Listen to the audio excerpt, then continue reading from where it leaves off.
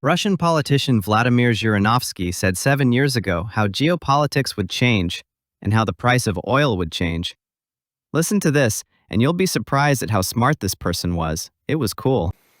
Trump's position. Here is the Middle East.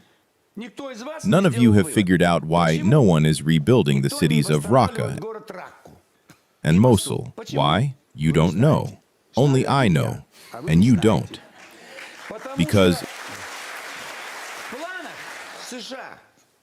in the plans of the United States and Israel back in 2009, a decision had already been made to launch a strike. Why rebuild a city where troops will be moving back and forth, militants will pass through, and there will be explosions again? Therefore, the future battlefield was left in a ruined state, and we reproach them for this. This is, well, in a way, a stone thrown at our own propaganda. We restored Aleppo, while the Americans abandoned Raqqa. They were right to abandon Raqqa, because Raqqa is a future frontline city. It is very close to the border with Iran. That's the issue. They say the Shiites have won. Was that bad for the Americans? On the contrary, they are glad that the Shiites won. Why? They need to frighten the Middle East, a powerful Iran.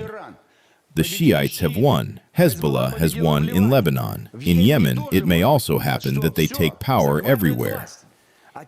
And Henry Kissinger wrote many years ago, until Iran is defeated, there will be no calm and peace in the Middle East, because it is a huge state and it dominates. And all the Arabs applauded Kissinger at that time.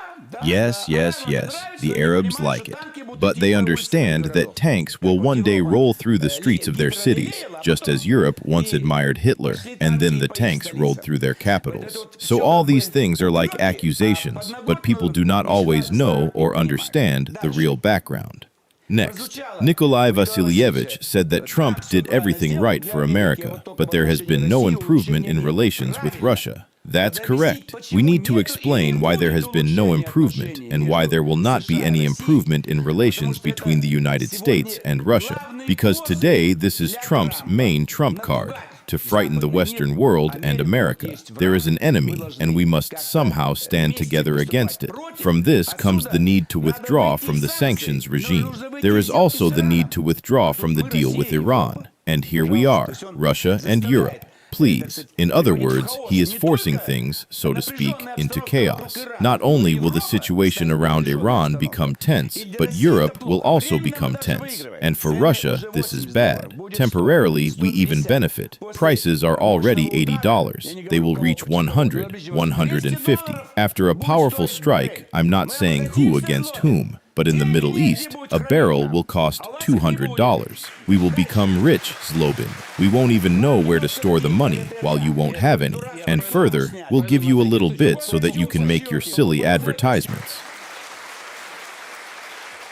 And globally, all of you somewhat fail to understand why such furious propaganda is being waged against us. It doesn't matter whether it's called a Cold War or not. The center of the world is shifting again. If a war is being prepared, what else would they do? They need everyone to be afraid. Yes, China is dangerous to them. China will become truly dangerous around 2030, roughly speaking, if it receives resources from us. And gas and oil pipelines are already going there, as well as cooperation in military affairs. Without our military assistance, China would not hold out. Therefore, America needs to weaken us first and then strike China. But the Chinese are not fools. They understand that if Russia collapses, it will be the end for them, because then the West and America will be united, not against Russia, but against China. And here they fail to understand that if they threaten us in order to later threaten China, then China is forced to move closer to us. And it's not bad for us either to have a reliable ally. In other words, the policy you criticize, saying, why doesn't he improve relations with Russia?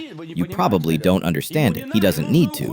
He needs relations to worsen. During the elections, it was some kind of trump card for him, that in the future, he might be ready to improve them. When Americans realize that they cannot defeat Russia and cannot defeat China, then perhaps a real reset will begin, and maybe there will be some kind of conference in Helsinki. But for now, they are betting on a military solution to all these issues, and that actually benefits us.